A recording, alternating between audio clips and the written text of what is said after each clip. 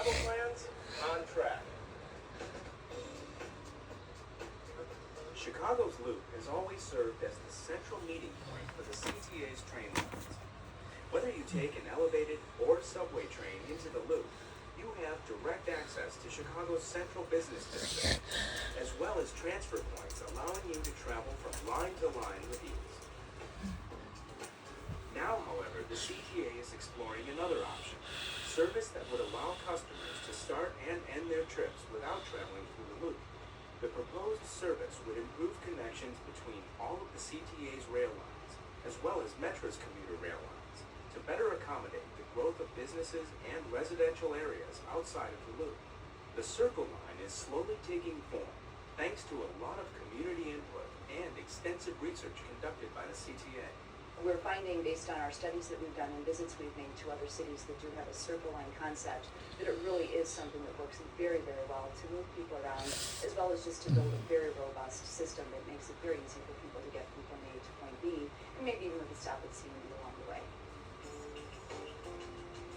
Of course, establishing a Circle Line, whether it's through new transit service or by expanding existing service, is a lengthy process, which begins years in advance of actually seeing those plans become reality.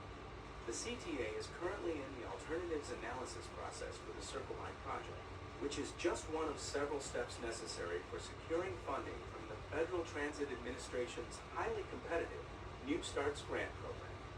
A key part of the alternatives analysis process is not just to identify all the different physical alternatives and alignments that this transit infrastructure might take, but also to estimate the ridership and the relative costs and other factors like that. The Circle Line's alternatives analysis study began by looking at a wide area, from Pershing Road on the south to Western Avenue on the west, to Fullerton on the north, and the lakefront on the east. Through the analysis that's been done so far and incorporating the public input that's been provided, the corridor that is being looked at most closely runs along Ashland Avenue, roughly between Archer Avenue on the south and North Avenue on the north. The alternatives currently under analysis include both traditional CTA heavy rail as well as bus rapid transit. The alternatives analysis study will ultimately recommend a single, locally preferred alternative. This recommendation will be based on careful analysis on what would best serve the region. This is a major capital undertaking. It'll be an enormous investment for our system. This project not only involves improving existing infrastructure, but also adding new infrastructure, new track, and new stations serving the city in ways that are not presently available. An integral part of the Circle Line's alternatives analysis involves reaching out to communities and customers that may be affected by the proposed project and receiving the feedback. The community meetings held in the past year have been crucial to the CTA's planning process. Those community meetings were very informative in that they were able to not only inform us by what people's needs and concerns were, but folks asked a lot of very good questions that help us refine the direction that we're going with the project. The CTA is continuing to seek community input on the Circle Line.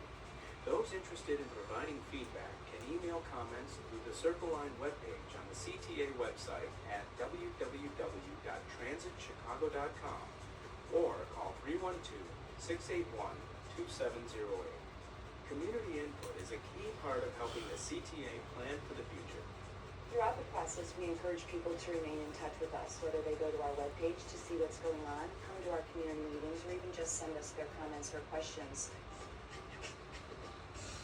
Establishing a Circle Line is a rigorous process, but as always, the CTA is dedicated to expanding and improving service for customers.